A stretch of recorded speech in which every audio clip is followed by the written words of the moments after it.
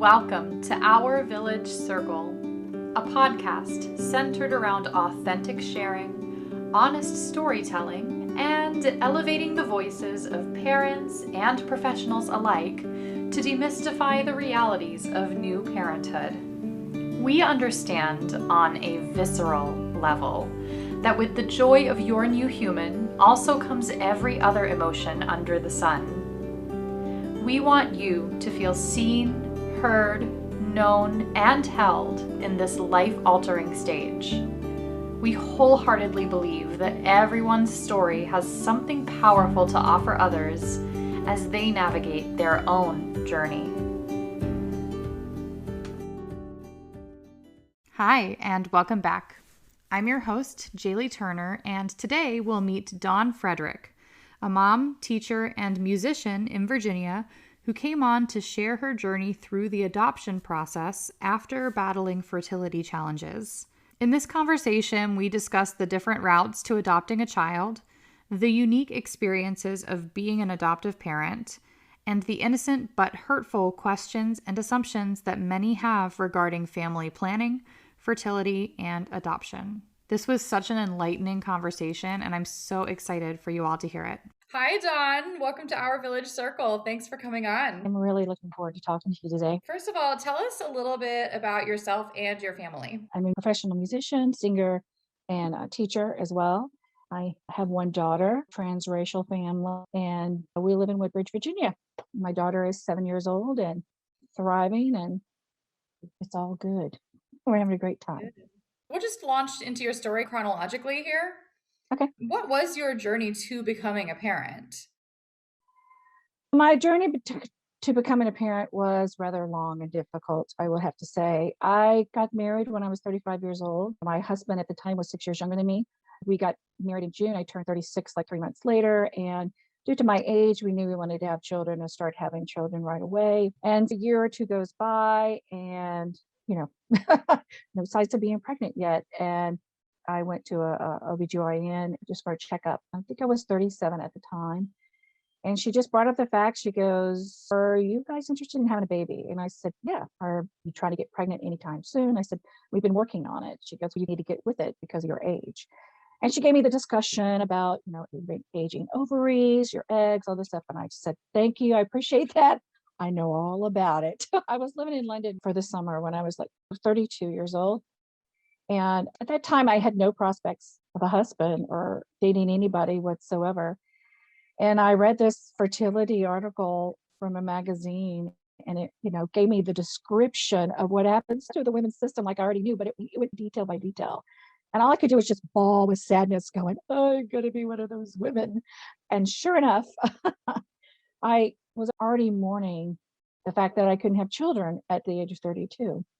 And then, sure enough, became that journey for me. So I'm 37, go to the OBGYN. He says, "Come back to see me in 4 months. If you're not pregnant." I said, "Okay, come back in 4 months. We're not pregnant." All right, Shady Grove appointment. And I just turned 38 at the time. And we went and they just said, "Okay, this is what we're going to do. We're going to send you for all these tests. This is got to scope you each month, check see how many eggs you have, et cetera, et cetera, et cetera." So I went, got all the tests. I did all the scoping. Everything was fine for me to have a child. And the only thing, a few months later, I believe it was October, got a call from the doctor from Shady Grove and said, "Look, I just want to let you know that your estrogen is low. You only have 8 follicles on one side and 3 on the other. We need 10 to do any procedure. And you don't have 10 on one side." I said, "Okay." He goes, "You can still get pregnant. Okay, so get with it, but we can't help you." And that was it.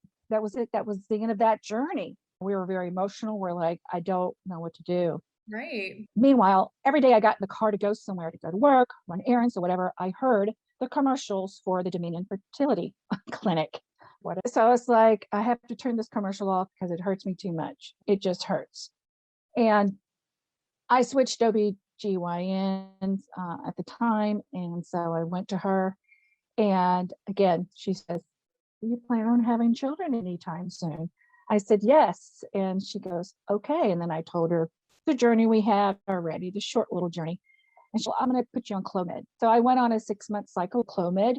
That didn't work. And Clomid made me a very emotional person, really heightened my anger, just the littlest things. So for our listeners, can you just give a brief summary of what Clomid is? A medicine that is supposed to help produce more eggs, basically, for your follicles to help you get pregnant. It's just, I probably have that wrong. People who've been under Clomid, when they hear this, are going to say, but that's my understanding. And so I didn't continue to investigate it once it didn't work for me, but it was supposed to help you get pregnant, basically, the fertility issue. right? So like Raise your it puts your ovaries into overdrive to release more eggs. Yes. Okay. Exactly. And it didn't do that for me. It just whacked out my hormones. So I went and met with my OBGYN, and she brought me into her office, and she says, okay, I want to have a talk with you. She goes, I had a difficult time conceiving too. And when I was in medical school, I just so happened to go to school with a gentleman, Dr. DiMattima. And I said, I've heard his name before. He's on the radio. She goes, exactly. And she goes, I'm going to send you to him because he helped me conceive my child. So we went to him.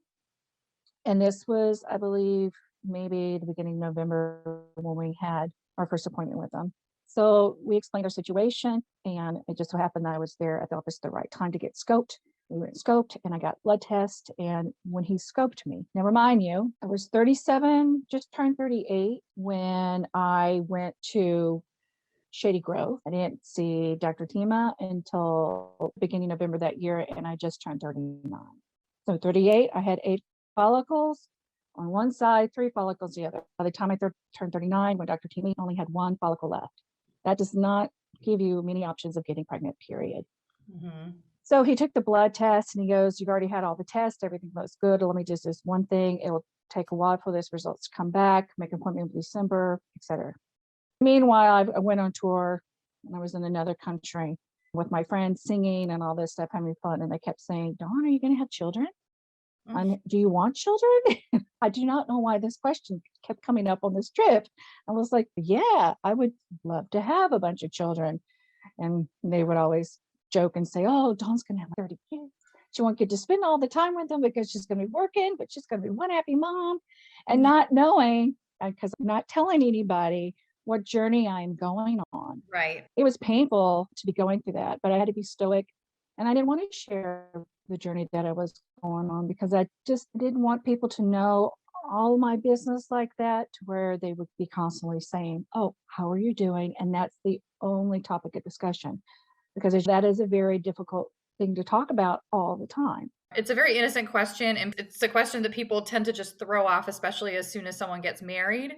But I don't think people really understand how personal of a question that is, especially if that person is going through struggles, or even if they're at the point where they haven't really decided if they want children yet, or if they're struggling with infertility, or if they're going through IVF or any other sort of fertility treatment, or trying to adopt. It's just, it's such a loaded. It's a loaded question. It's a loaded question. It seems innocent, but there's so much to that question that people just don't know about. Right. It's going on behind the scenes. Yeah. So, even if you're close to someone, I wish that it wasn't such a throwaway question. Right. I do too, because it's a serious thing. Yeah. And it's personal. It's very personal. I just thought it was very interesting, though, at that time in my life, that I was going through this journey step by step. And all of a sudden, this came up on this trip, and it seemed to be coming up a lot on this trip. And I was like, dear God, are you telling me something? Are you trying to prepare me for some hardship or something coming along the way? Because I just found it interesting how it just kept repeating itself over and over again. Yeah. So we came back and we went through to get the results of my blood test, which was the final test. And he says, I hate to disappoint you. He goes, you have a 5% chance of ever getting pregnant. And usually in that percentage, no one ever gets pregnant. He goes, then we could do an egg donor where, we use your husband's sperm and, you can get an egg. He goes, that would be successful because you're clearly extremely healthy to carry a child. And it goes, and the next option for you would be adoption. Mhm. So that was a lot to deal with, a lot to deal with. And as a woman, I felt like my choices were taken away from me. And I was pretty upset about that. I was angry and just very hurt by it because it was my right to have a child. And I dare the universe tell me that I cannot, you've taken away my right in my body to let that happen. I was very upset about the whole thing. Of course. But so we moved on. He said, if you're going to try a natural IVF, he said, you've already had the test. This is how much it would cost, which was very cheap. You put in one credit card payment a month. I would encourage you to do it now. I didn't do it my 39th year because I got sick, very sick with a lot of sinus issues. And I was on medication for over 8 months. That if I tried to have a natural IVF or do any type of IVF, the drugs in my system from the infection that I had would basically just kill any chance, healthy baby per se. So February, the blizzard 2010, I was 40. And I said, we've got to do this if we're going to do it. So I went in and we were literally in the middle of the blizzard. When I had to go get my last scope, it was that Wednesday when the blizzard was like there. We were like, how are we going to get there? Because there's so many inches of snow. And we're like, okay, we're just going to drive slowly. We got there and we literally slid on the ice into the parking lot. There were people that were there too that were like staying at the hotel down the road just so they can make their appointment, because those windows opportunity of when your cycle is and when the egg comes down and retrieval and all that stuff, it is very specific. You've got to be there. Doesn't matter if Mother Nature says no. It was a very emotional day. And so we drove home. We had to leave our car somewhere stranded and walk back to the house through the snow. And I sat there and we just cried on the couch because it was such an emotional journey. But it was just a lot to take in. And so basically I went in that Friday to have my egg taken out, my one egg, and then put in a petri dish and hopefully it would take. And there you go. And it did. And then I went in, had the procedure done and incubated for 2 weeks. We were pregnant for a while, but it just didn't take. I miscarried. So that was really painful. And you just grieve it and you just do the best that you can. But I'm also a very practical person. And I really understood at that moment of time how women who cannot have children naturally, how they keep going and going for years and years on these drugs, fertility drugs that cost so much money and everything, just to fight for your right to have a child, period. For us, financially, it was a one and done. We just couldn't do it. And emotionally, we just couldn't do it. And so we said, what's our journey? So I said, adoption.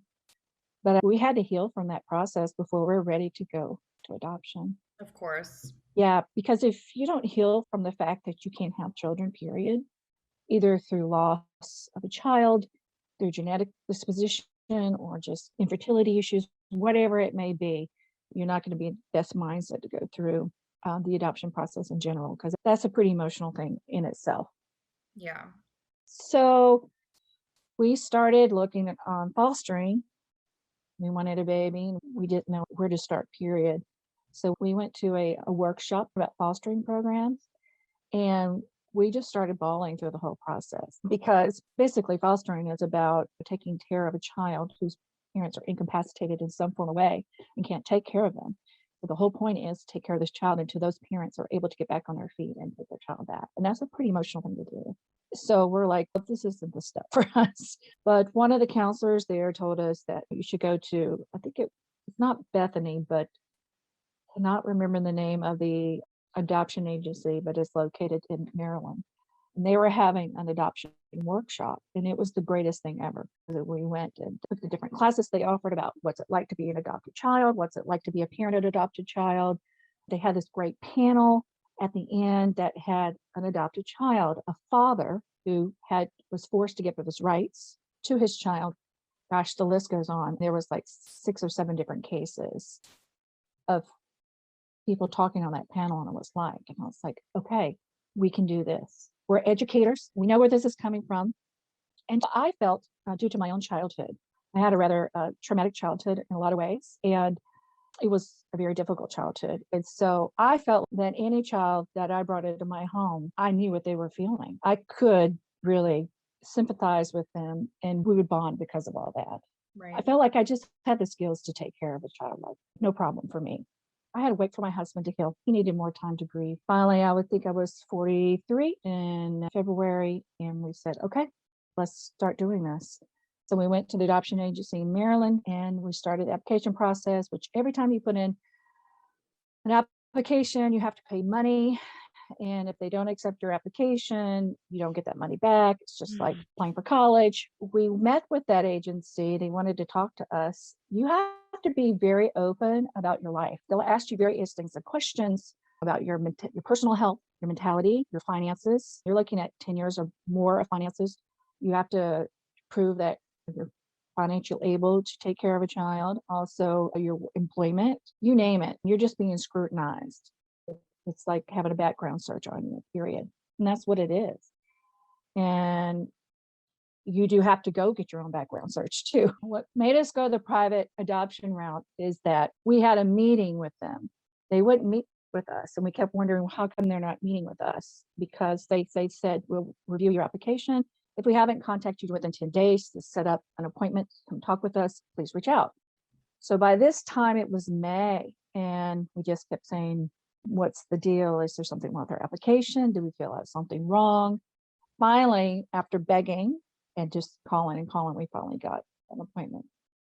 And the lady talked to us, and I went through my background as a child, and I went through his background as a child. And they said, thank you for coming on. That was a Tuesday. And by that Friday, I was out at a concert with a friend, and I came home, and Adam told me we got a call and just saying they think we would not be great parents. They look down on us as being people that do not deserve to have children, basically. And that was very heartbreaking. And how do they determine something like that? Your background. I will be honest. I was 21 or 22, and I was hospitalized for depression, clinical depression, by no fault of my own. But like I said, I had a very traumatic and difficult childhood growing up. So there were some things that I had a hard time processing. I was just a kid, almost just a normal kid, born into a dysfunctional environment. And I didn't know how to deal with that because I didn't know how to process. They were like, oh, yeah, that's great. What a great story. You are a self-made woman. You have overcome so much. And if your child has issues with all this stuff will come up, you know how to do with this thing. I said, yes. Yeah, I do. I lived a life. I have. And I think that's what they didn't think we were going to be good parents. And I was like, who does that? I hear people talking in conversations every day going, gosh, I wish I had this knowledge, or gosh, I wish you were my parent. I wish you would, not just about me, but other people who they hear other stories about.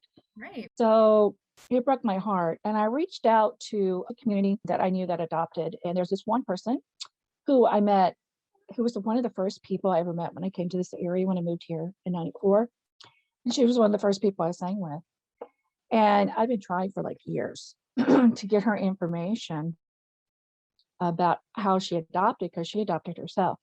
So she was going through her own issues of just letting go in that grieving process. The grieving never stops, to be honest, it never stops. Yeah. But I just sent that email to her at the right time, and boom, she gave me all the information. And I contacted another friend, and I told her what happened, who I went to college with back home. And she adopted 3 boys by that time. And I told her what happened. And her husband were very supportive and saying, okay, this is the next step that you can take. So I had 2 great people giving me information on where to move on. Because one friend, my friend who adopted her 3 boys, they were all 3 different journeys. The first one was through an agency. The next 2 were through private adoption, but 2 totally different stories altogether and how they got them. They got them, but how they were brought into their lives, I should say. And so my friend gave me that information. I got that information Sunday night. He told me about Families for Private Adoptions, which is a nonprofit organization of families that have adopted privately. And what they have done is they basically put on workshops twice a year, and they tell you how to adopt. They educate you fully on adoption, and they had this wonderful book they put together. And so she told me all the names and the phone numbers and stuff. And you better believe I sent an email right after I read all that information.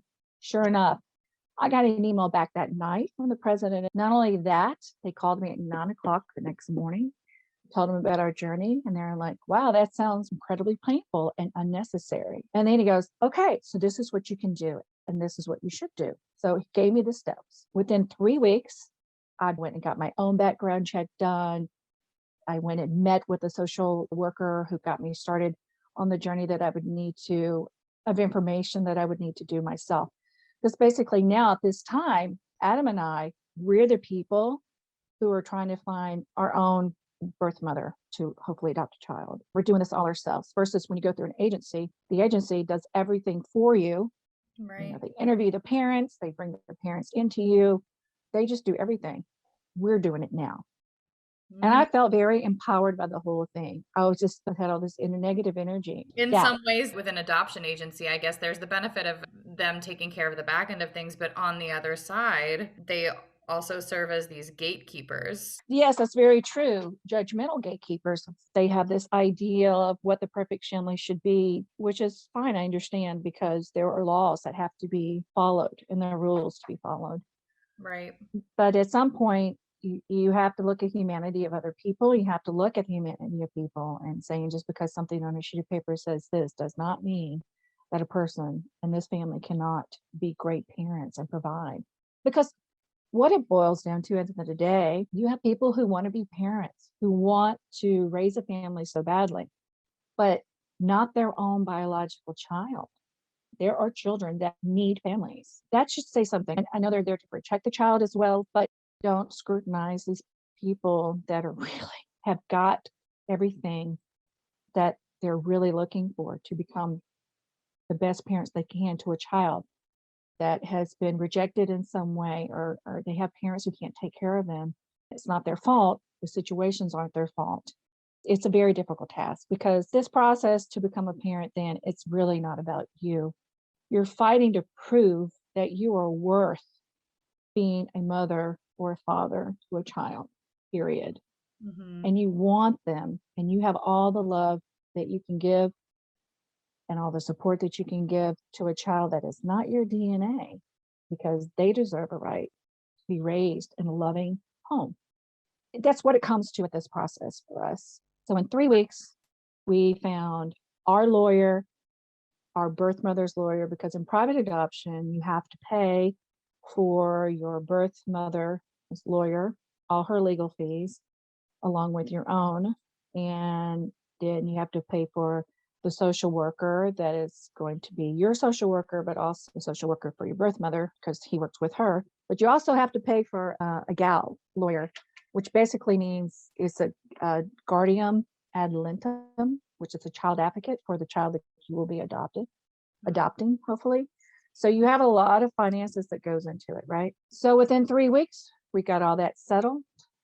And then we went on vacation for a week to process this whole thing. And we came back, and then we had to do our home study.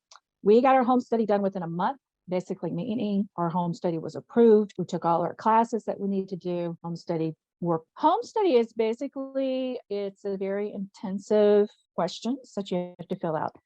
It asks you about why you would become a parent, your religious views, how would you bring up a child, your finances, your family history, what is your parenting plan once you get the child as far as like daycare, who's going to provide for them, who's going to be your emergency contact or guardian if something happens to you. A very just intensive question. That makes sense.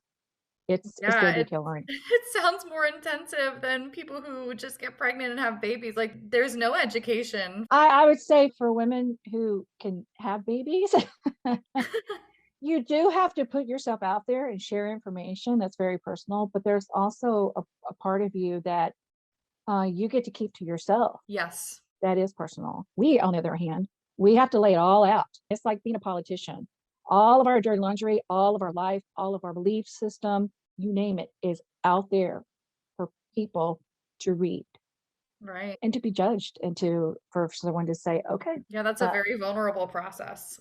It's extremely vulnerable. So we got all that done within a month's time. And I would have to say that when people do home studies, it normally takes people 6 months to a year to get it done.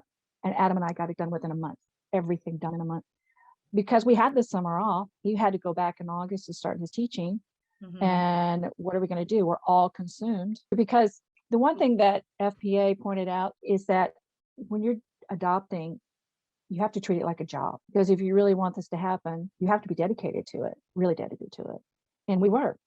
So then we put our blog out there. I started a blog on Gmail, started sharing it with friends. That was really weird for me to actually say, hey, friends, we're adopting. Can you please pass on our blog to any potential birth mothers or family or friends, basically to if they come across a mom. I was going to ask what that process was like finding a birth parent, because you did not have an agency finding a birth parent for you. So what we did is this: we made business cards. Some people use the paper to put ads in, but at the time, the paper really was starting. The papers that we would use weren't available. So they have blog sites, they have websites now that you can use to basically go and find birth parents. It's like a website full of hopeful adoptees with all their information out there, selling themselves and this is who we are. And hopefully a birth mother would take interest in your profile and contact you. That's one thing you do. Then you have business cards. We made our business cards. You pass them out to all your friends, not just one, but a few of them, and say, hey, pass them out to your family and friends. You never know when it's going to come. We didn't do this, but there are also people that you make flyers that you put them up in the grocery store, Starbucks, the library. I fortunately was going through physical therapy at the time. I was getting ready for my second knee surgery, and I was going to physical therapy twice a week. And my physical therapist was wonderful because every day she asked me the same thing. So how's it going? How's the adoption process going? How's your blog going? How's all this stuff? Mind you, I was obsessed. I would go to bed at 1 or 2 o'clock in the morning and maybe wake up at 4 o'clock and just start writing again and start creating again and just constantly be thinking about, are we representing ourselves? Would a birth mother see that we're happy and that we're financially stable and that our lives are okay? Are we providing all the information that we provide to a birth mother to say, oh, I like that about them, that would work for me? Because one thing with birth parents, you just never know. You just never know what they're going to find interesting about you. And one of the things that my friend who told me about FPA said, she said the one thing that what attracted our birth mother to us was our religion. They had all this other stuff listed, but it was their religion that got her attention. And that's why she sought them out. And then I had another friend, she shared her story with me and she was like, give them anything you want. You can read these books and all this stuff. You can give them, make sure you just make them happy and give them anything they want and just put it all out there. She was just very open about it. You have to put yourself out there no matter what. So yeah, we did. And I was obsessed with it, and to where it became a little unhealthy for me because I did get a little sick from the lack of sleep and stuff. So I had to take care of myself. Self-care is very important to this time. If we're going through this, mental health, self-care, all of it is very important. I can imagine that something like that would just become all consuming, especially with how lengthy your all's process was. Completely. And at the time, I'm not telling a lot of people about this because one of my friends, when I went through the natural IVF and I was going through the process of carrying my embryo at the time, she said that they couldn't have children either. And so she went through the egg donor process. And she shared with me that when she started the process, everybody knew. And then she started getting all the questions, and this round didn't work, and that round didn't work. And she said she felt more stress from that because everybody was in her business, per se. And finally, she just stopped telling people about anything that she was doing and kept it rather personal. Yeah, it's a lot of pressure when other people are privy. It is. So once we got everything going, we used Parent Profiles, which was an adoption website for birth mothers to go view. There were others to choose from. We just chose one because it was small and affordable. Now, it gets very expensive to post your profile and everything like that on adoption websites. So that's another finance right there that you need to look at. And then you just wait for a call from that. You wait for leads. You keep telling people that you're doing this, reaching out to folks wherever you can. I was looking at putting ads in the paper in the state that I grew up in, just dropping it here and there and just not knowing. We had 4 hits off of our From Parent Profiles, which is the adoption website. Now, the other things too with those websites is this: you have a lot of scammers out there. Oh, I can imagine. Yeah, so we had 2 scams and we had 2 potential birth mothers fall through. And then I had pretty serious knee surgery in October. And I had to go through the surgery and then PT and all this other stuff like that. And I didn't know where we were going to go next. And I was like the Thanksgiving Day of 2013, and we're driving to his mom's houses. I said, what if the universe is just waiting for me to get over this physical therapy and the knee surgery issue to where I can just be healthy and walk normal again? And then what if our baby's been born already? We don't know our next step. What is our next step?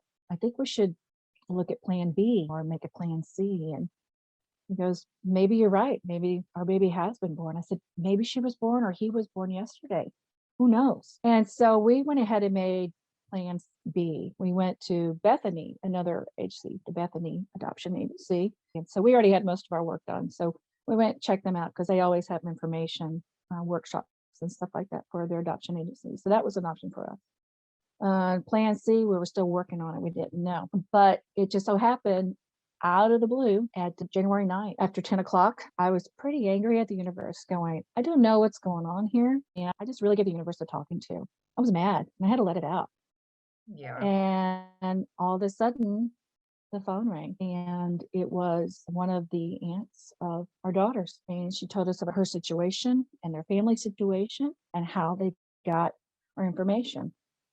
And they got our information from the FFPA website because they contacted our birth mother's lawyer to say this child needs to be adopted. We can't take care of our niece. Do you know where we can go from here? And Mark was like, oh, let me put you in touch with the president of FFPA. And she gave 3 profiles to her and we were one of them. And that's how we got picked, basically. And what drew them to us was the fact that we were educators and I was in the arts, basically. We were balanced. Yeah. And they could see that we had a very strong work ethic. And that was very important to them as a family. And so then our journey began there. And it was really tough because just want to say for full disclosure going on, I will not be saying the name of my birth parents, but I love them very dearly. And sometimes people's journey in life does not mean that they're terrible people. It means they are loving people, but we all have different walks in lives. So our birth mother was in jail for drugs.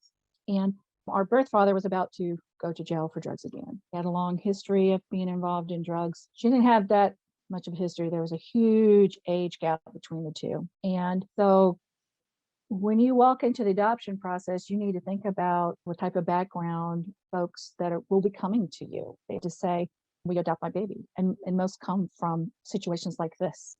That was okay with me because, again, like I said in the beginning, I knew I had the emotional understanding and the ability to support somebody through a situation like this, whatever it may be. I just knew I had it in me. So the first time I ever met my birth mother was over a phone, and she was in jail and she was crying. And she was saying, people are telling me to give away my baby. They're telling me to do this and all this other stuff. And the only thing I could say to her is, this is your child. Nobody can tell you what to do with your child. This is if this is not what you want to do, then you have to support them. Because again, it's not about you anymore. It's about them. And to me, that's the most important thing. Yeah. So that's how we got to know our birth mother. We met our birth father when we went for 30 minutes before we visit her in jail. And that brought him our profile, let him read it over. Any questions? It was just, I don't know what to say about that because as I'm thinking about it, it was pretty emotional. Like I'm a very stoic person. When it comes time to get stuff done, let's get it done. Put our emotions to the side for a minute and just focus on the facts that need to be covered. And then we'll go from there and just sort it all out. Right. And it's pretty emotional thinking about it. But we had to move fast in order to get this adoption done with this family because once parents are put in jail or incarcerated, it becomes impossible to get a simple adoption done. You have to keep going back to court to do this because of the legal system. Mm-hmm. They make it very difficult. I'll just put it to you that way. Yeah. So there was a lot of calls to our lawyer and stuff like that. And I can tell you the greatest gift I could have had was that our birth mother said, okay, let me tell you about my birth father. Let me tell you what goes through his mind and where his emotions are now. So you just know how to talk to him. That is the greatest gift you're ever going to get from a birth mom, especially in a very difficult situation that we were all in at the time. So during this process, what has to happen business wise is that you have to meet the birth father too, along with your birth mom. The birth father has to sign away his rights. So you have to meet with him and go over the paperwork for that. He signs his rights over. And then in the state of Virginia, there's a 7-day waiting process, business process. We were able to get the state of Virginia waiting period moved to Maryland because we were the interested parent. And so that worked. Adam and I met with him at the jail with our birth mother, and we had to stand to the side and try to give them as much privacy as possible as they talked about this in front of us. Oof. And that's very difficult. It's just very difficult. And so they decided on it. We had the paperwork for him to sign up his rights right then and there. Then we had to take him to a bank, get him to sign it, because we had to get it notarized. But he didn't have a lot of time to fill out all the necessary paperwork because we, as adoptive parents, have to fill out all this extensive personal paperwork that they do too. The birth parents have to, and the birth mother. They have to lay it all out on the line as well. And he really didn't get a chance to do that, but I think it was so painful for him that he really just wanted to get it done. Yeah. And so he got it done. So that was one step taken care of. And then we got that to our lawyer. The next step was basically working with her family on when can we retrieve the baby. And I called, I was very sick at the time with bronchitis, and I get a very low, deep voice, and it can sound really terrible. So they really terrible. Let me just tell you, people freak out. I was invited to come to our daughter's 2-month checkup. And mind you, our daughter was born in November. So she was already almost 2 months. So when you said that you surrendered and you said, oh, maybe she's already been born, had she already been born? Yeah. She was born Wednesday, the day before Thanksgiving. Wow. That's serendipitous. At 9:30 on the dot. Yeah, that night. It was really cool. That was very cool. So I called to make arrangements to go, and then one of her family members that was taking care of her daughter, they got really attached to her. And so the aunt got really upset and said, no, you can't come. That was on a Friday. And we're not making any arrangements for you to pick up the child anytime soon. There was a lot of little things that were going on that felt like the Days of Our Lives TV show. Yeah. Just things like that. And so her birth mother gives us a call Friday night that same day, February 7th, and said, I don't know if I want to go through this process anymore. My aunt has said some things. So that was the longest weekend of my life. Let me just tell you, of Adam and I's life. Going through this whole process, and all of a sudden, this one person who has grown attached and have said, no, I'm not keeping this baby. I'm going to go turn her into the system. If she's not adopted, all of a sudden became really attached. And so it really put doubts on our birth mother's mind. And I just had to be cool and collective and still extremely supportive of our birth mom and not be emotional at all. And that is a very difficult thing to do, not being emotional. And so I think it was Sunday night. She called a few times on Saturday. Sunday night, she called, and then she says, okay, I made up my mind. We're just going to go through it. I had no idea that they were interested. My family made me feel like they weren't interested this whole time, and it's really too late. So we went to court in Frederick, Maryland on February 10th, and she signed away her rights. And not only that, she signed away her 7-day window to change her mind. It was all done there. But I was already shut down. I couldn't be excited or anything by it. So our birth mother's lawyer felt bad for some of the things that had happened. And he leaned into me, and he could tell that the excitement and anything I felt was diminished. I was just really hurt. He leaned into me, and he said, would you like me to speed up the process in getting the interstate compact done for you? Now, interstate compact is a term I haven't used before. If you're adopting a child from another state, there is this interstate compact situation. And basically, what it means is the state has to give permission to whoever the adopted parents are to take that child out of the state to come live with you. It could take 2 weeks. I know families that have adopted from Texas and they live here. So they go to a hotel room, they bring the baby to the hotel room with them, and they live in a hotel room for 3 to 4 weeks until that comes through. We were packed up and ready to go live with my in-laws because they live in Maryland, thankfully. And I said, sure, that would be great. And then they said, in the meantime, get in contact with this person. There shouldn't be any issues in picking up this child. And so I said, okay. So we started getting contact with them and we made arrangements. So February 10th, we went to court. February 12th, we made arrangements to go pick up our daughter. I lived in Pennsylvania. We lived in Virginia. So we decided to meet a halfway point in Maryland at a Starbucks to pick up our child. And all things.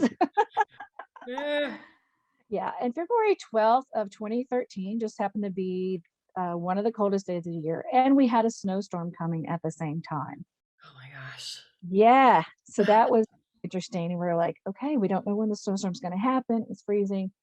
We got up there at 2:00 that afternoon. We were supposed to meet them at 5, but we were just so nervous. We wanted to make sure we were there and ready. We went and got cards, thank you notes to send a card. Valentine's Day was the 14th. So we got thank you notes and Valentine cards for our birth mother and birth father and the aunt and her husband and family. We just did all this stuff. We were just nervous wrecks about the whole thing and hoping everything would be very smooth, a smooth transition. It was. The aunt said some very hurtful things to me, but at the end of the day, it really didn't matter because we were able to pick up our daughter. And that was very emotional. And at 3:30, we got a call from my lawyer saying that our interstate compact had been approved. That is the fastest in history that I've ever known an interstate compact to ever get approved from Monday to Wednesday. Wow. So I would have to say my birth mother's lawyer definitely had connections. One of the things when we were in court on February 10th, we were in Frederick, Maryland, and our last name is Frederick. We just happened to get a really nice judge. And he looked up and goes, oh, Frederick, Maryland, to the Fredericks. It seemed to be. And we were very lucky to get a judge that's very happy because normally judges are not so happy. They will say no to something like this and they will make you go through an adoption agency or they'll make you start this whole process again. There's just so many stories. But yeah, we brought our daughter home, and as soon as we started, the snow started falling. And she had the croup, and I was sick with bronchitis and the flu. Then Adam got the stomach flu, and they were all snowed in for the next 5 days. So we were just like, one big happy family. This is what it's all about. Oh my God. Very interesting to say the least. But we weren't over with our process of just picking up our child, and that's it. Right. Mind you, when you're going through adoption too, you're told not to set up a nursery. So any of the nesting that happens before you get a child, you don't do it. Can't do it. Ab and I prepared the room after we met our daughter in January by setting up the space so we could get a crib if everything went okay. And that was our next step. So our father-in-law came over that Sunday, and he and Adam went and got a crib, put it together. He got to meet his granddaughter. And then that Monday, we had the crib set up and we had some things set up already. Mind you, we didn't have a dresser. We had some clothing. We're just putting this all together. The guardian ad litem had to come over to the house and look at our daughter's bedroom and our house to investigate us, to approve of us, to say, okay, you met all the criteria. Everything's approved. Good. I approve of you having this child. So we had that, and she had to come over that Monday to do that. And then we had to go to court in Arlington that Wednesday, the 19th. So we left the baby with her grandfather, and then we had to go to court in Arlington because we lived in Arlington, and that's where our adoption would be closed in state of Virginia. And it was very nerve-wracking because the judge that we had, our lawyers told us, this guy, you never know what mood you're going to get with him. And just so I know it was very terrifying. And just so happened, our lawyers went to see what his docket was that day. And he said, he's dealing with a lot of drug issues. Our case is the only ray of sunshine. So hopefully he will say it's okay for this adoption process to continue. And so, yeah, we were the bright ray of sunshine for him. We were very lucky. Adam and I were both scared to death because when the judge asked us questions, we were like, we got elbowed by our lawyers saying, speak up, say Right. yes. Yeah. And you guys this whole time have had to put basically your right to be parents in someone else's hands the whole time. Yep. Yep. And so we were very excited that happened for us because we went through this whole process. And then we weren't done because then you have a social worker that comes to visit your house and they have 90 days. We had 3 visits in our home to see how we were doing with the baby, how she was responding to us, and just observing how we were as parents with her and stuff. And yeah, that was done. I think that was done by June. And I think then we were all in the clear to say, this child is ours now. We don't have to go through any more scrutiny. So it was a long process to go through this very emotional journey. We were very lucky in the sense that started in January for us. We picked up our child on February 12th. We went to corner February 19th. So that's a very intense process of emotions, but not just our emotions, our birth mother's emotions, our birth father's emotions, her family's emotions, anybody and everybody that was involved. So that was a lot to process. And then try to figure out how to put together a nursery. Right. That's just like the logistical things that come with having a baby. Yeah. That was like back burner. I think it took us like 2 months to actually get the nursery all put together. Because it's just all backwards and you're sleep deprived and taking care of a child and all this other stuff at the same time. I wouldn't recommend it, but that's what happens. Right. That's what happens. And that's what needs to do, especially for the emotional health. Because I know of people who have adopted and stuff, but then they've always said that they've got their nurseries prepared. All the murals, everything in its spot, clothes hanging up in the closet, teddy bears, sheets, you name it. And they would go through the process and then they would have it fall through and be quite painful to pass that room every day. So, I can imagine. Yeah, we're very practical in our feelings going through this journey, but that's one thing that we knew that we couldn't do. We would have to be after because we didn't want to set ourselves up for that either. And as listening to this, I just keep thinking the way that adoption is portrayed in the media and the way that the general public's assumptions of the adoption process is. I think many people think that it is just, oh, you try to have a baby and then you can't. So then you contact an adoption agency and then you just wait for the phone to ring and then the phone rings and they bring you your baby and then you're just happy. And it's not, there's just so much more to this process. And it is. Yeah. And I think, it blows my mind.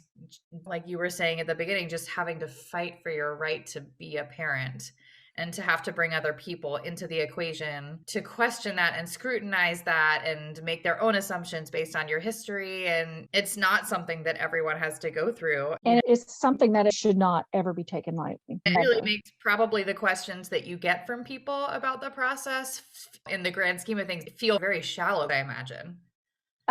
Yes and no. Sometimes the shallow questions, you have to read into it. You can tell when somebody is that way, meaning it that way. And you can also tell when somebody's like, I'm hurting here, or I really like to know more information. That's how it goes. But it's an interesting process. Adam and I have spoken on many workshop panels. We became very involved in FPA. Let's just say they were all very impressed that we were able to get our home study done, ready to go within a month, because that's really unheard of. So we became involved in FPA on the board, and then we spoke at a lot of workshops that FPA had. And it's very interesting to hear people who come in, potential parents who come in and have this mindset.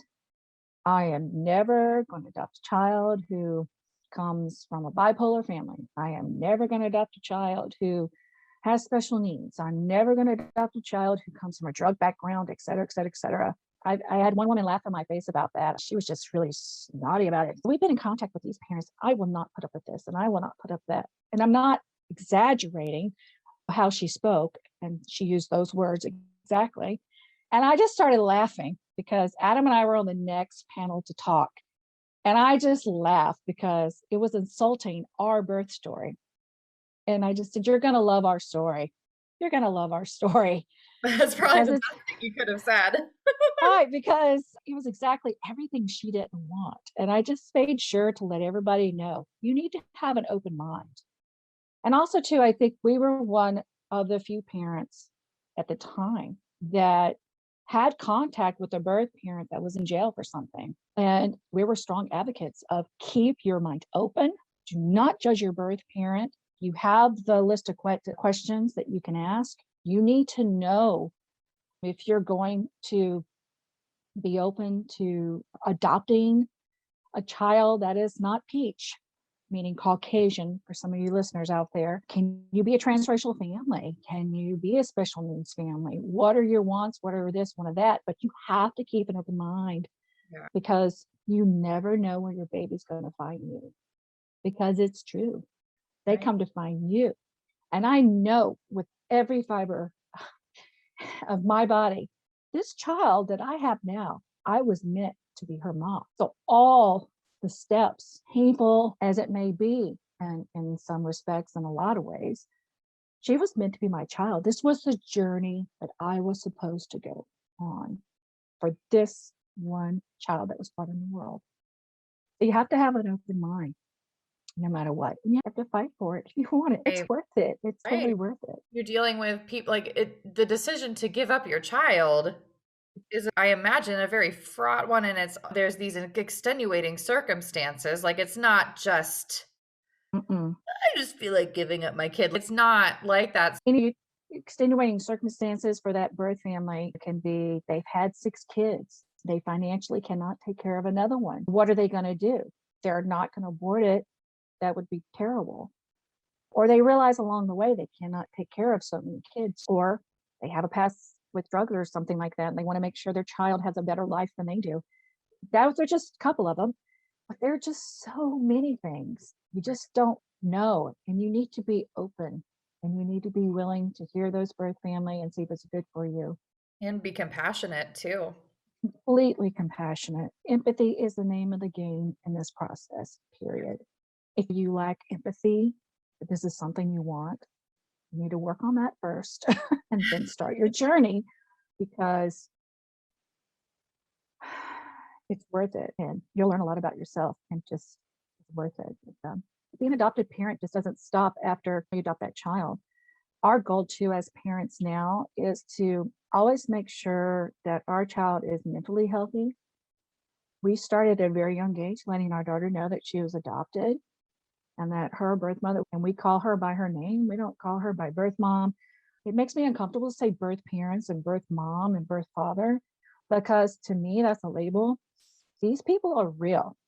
They have a name, they have a life, they have a history. They gave us their life to take care of. And so it's our responsibility to make sure that our child knows her past, knows her history, knows her biological family, no matter what. Yeah. Our job also to protect her from some things that aren't right, which, our birth mother and I talked about that before anything happened. She said, okay, if X, Y, and Z happens, I want to make sure that she's never around that or never exposed that anytime in my life. Just make sure. And I said, I got you covered. Don't worry. Because we both said our job was to protect her and make sure she has a very successful, loving, fulfilling life. So we're constantly juggling day-to-day questions, trying to make her feel like a complete human, Right. know her identity. I was just thinking about this the other day. I started really feeling overwhelmed with sadness yesterday because I really wanted to reach out to our birth mother and father and say, do you have any pictures of you when you were a baby? So my daughter could see herself in them, but that's not going to happen. Right. That's just not going to happen. As a human being, and as we grow up as children, seeing ourselves and our parents was really important for our foundation of our identity. Knowing where we get our mannerisms and stuff. But that's just one thing that overwhelmed me with sadness yesterday for her. I can't tell her about that because it's not her trying to carry that burden. But for me, I want to help provide her with something of that. Right. And there are just a lot of little things. Also negotiating the continued relationship we have with our birth mom. and her lifestyle and the way they live their life and how she doing her self-care, her financial care, her mental health care. She since has had another child. She had a child before our daughter who is being raised by her mom. And that's why they wanted to put my daughter up for adoption because they were older. Her whole family is much older and they just didn't have it in them to take care of another child. And they wanted to also to give our birth mother, once she was done fulfilling her obligations, being in jail, that she had a fresh start, which I applaud, but that was very hard for Yeah. her to be successful with, because I find that I am the most positive, uplifting, non-judgmental person in her life. But like I said, she's already had another child since my daughter, so she's had 3 kids. The funny thing is, her half sibling was born on her birthday as well. So her half sibling shares a birthday with her.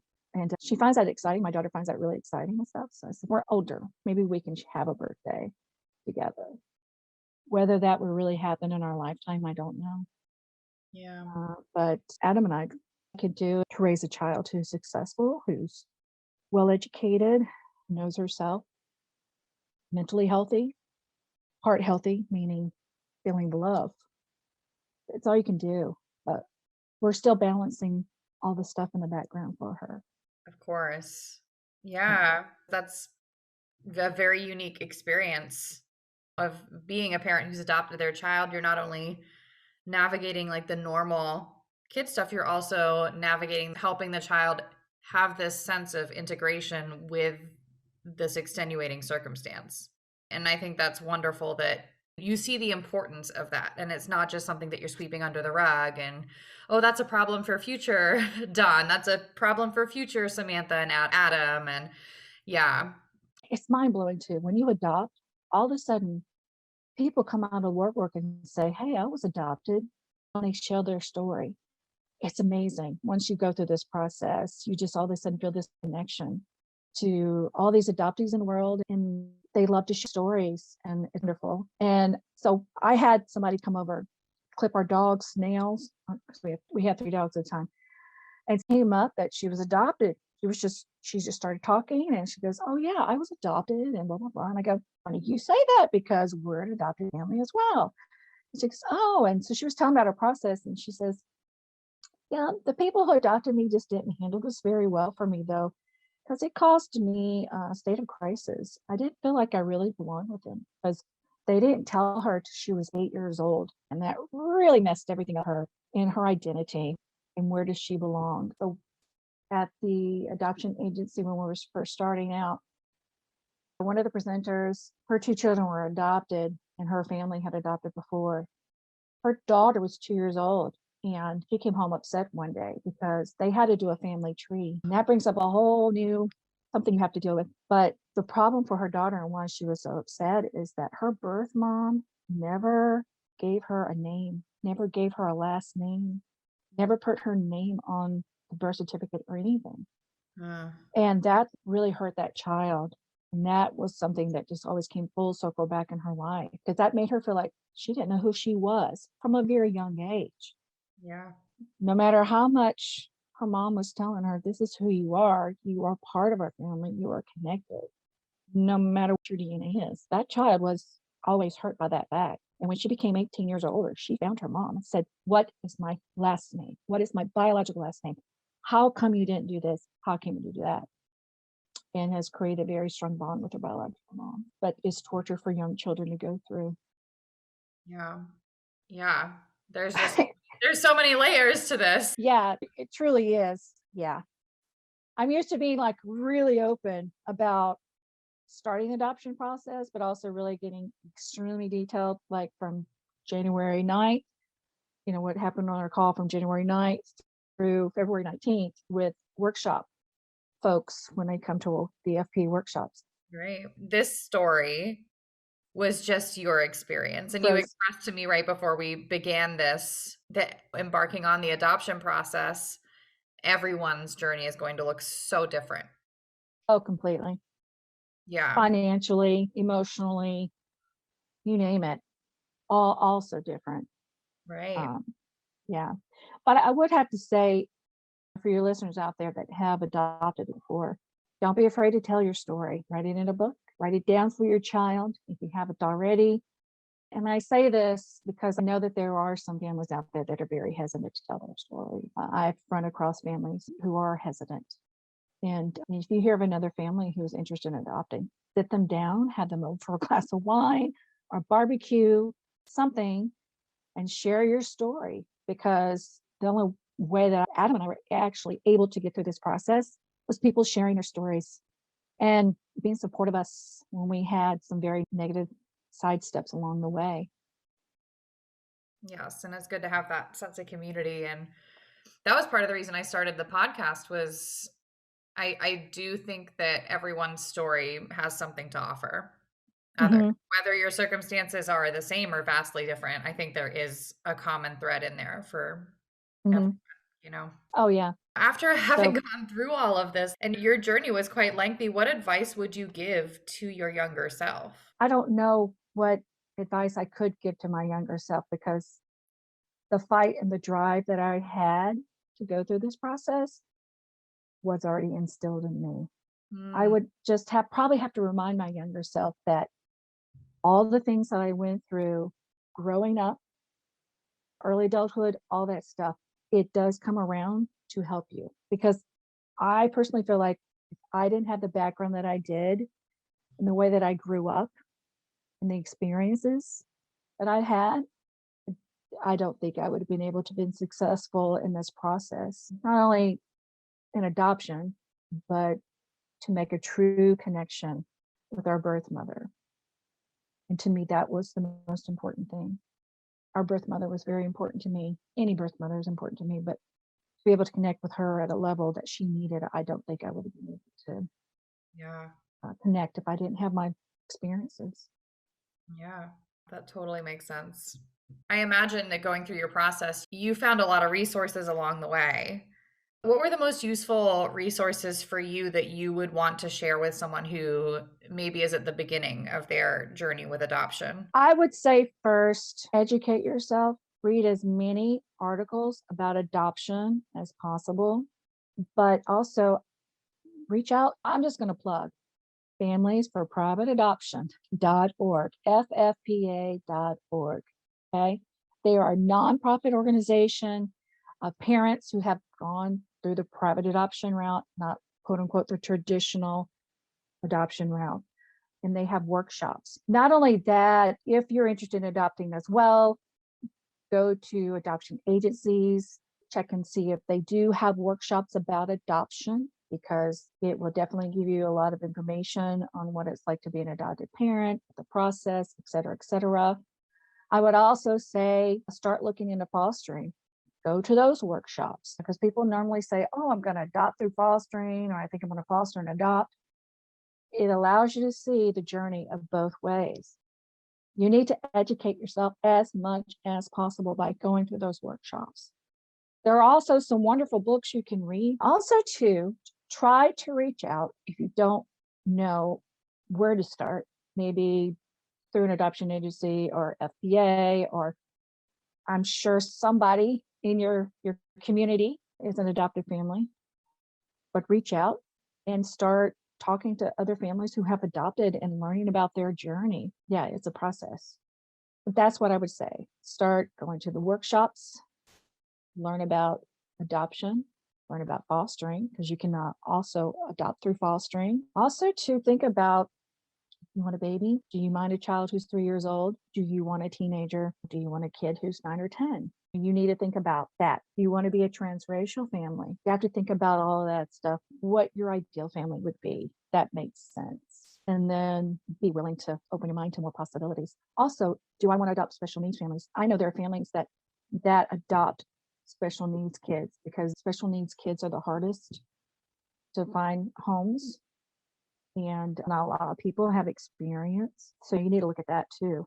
There's a lot of things to think about like that. But that's what I would advise to start off with. That's the best way. Educate yourself as much as possible and then check your emotions along the way. And do you know of any financial resources that are out there for parents who want to adopt? Because I know the whole process is so expensive too. Private adoption is supposed to be the cheapest method that you can adopt. I've known families who adopted for $10,000 or less. Adam and I were not so lucky because of our situation. We ended up spending about $30,000 in this process. There are nonprofit agencies where you can apply for a grant that will help cover your fees of adoption. There's also 2 nonprofit groups or just folks on groups on Facebook, actually, where you can go and ask for help about financial means. How do you cover the costs and things? There are a lot of folks that raise money. Yeah, there are a lot of folks that do that. But I would have to say, you could make sure your finances in order and save. Make sure you have enough room on your credit cards for things. I don't know if this is answering your question. Probably just leaving it at grants and stuff like that. But there are a list of groups that have grants. When you apply for a grant, it doesn't mean you're going to get it. Right. We applied for a bunch. I think we applied for over 12 of them. That's why, and it's been so long that we didn't get any of them because they only select so many people at a time. And you'll have to wait for the next year or the next round, depending on what that is for them. Yeah, all of this information is so useful, I'm sure, for anyone starting out. And lastly, where can our listeners find you if they want to get in contact with you, just to ask questions or share their story with you or connect in some way? Through my personal account. It's Dawn, D as in Dawn, Fred, F-R-E-D, at hotmail.com. They can contact me through there. I'm happy and always willing to talk to other folks who are going through the process or are interested in starting the process. I'm always open book. I had a lot of people help me and I'm paying it forward. Yeah, that's wonderful. Thank you so much for coming on and being so open with your story and just sharing your journey, because I think it's going to be really enlightening for people of all walks of life and all different walks in their journey. I hope so. I hope so. You know, the one thing that's really hard being adopted is like when you have friends who get pregnant, you really can't talk the pregnancy talk because you haven't had the things that you didn't go through that with your body and stuff. Right. And also too, sometimes your journey is a little bit too intense to talk about with other parents who were able to have children. So I hope this opens some doors, understanding, not just about for Adam and I's situation, but for their adopted families and their children, what we go through. Yeah, absolutely. Absolutely. Yeah, I appreciate you coming on. Thank you for asking me, Jaylee. I really appreciate it. It's been a pleasure, for sure. Thanks again to Dawn for coming on to share her story. If you'd like any of the links to the resources that she has shared or to contact Dawn directly, go ahead and check out our show notes for the links. Next time, we'll meet Susan Lewis Kavinsky, a mom of 2 and the command advocate for parenthood and pregnancy for the United States Navy Band in Washington, D.C. Susie will take us through how the simple act of writing a paper for her chief indoctrination led to the construction of a lactation room within her command, and then grew into subsequent years of advocacy within the Navy for new parents. We discussed the culture surrounding infant feeding, the culture surrounding new parenthood, the changes that we've seen over the past 10 or so years, and the changes that we hope to see in the future.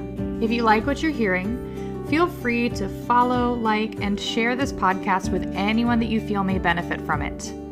We're on Facebook and Instagram at Our Village Circle, and our website is www.ourvillagecircle.com. Until next time, bye-bye.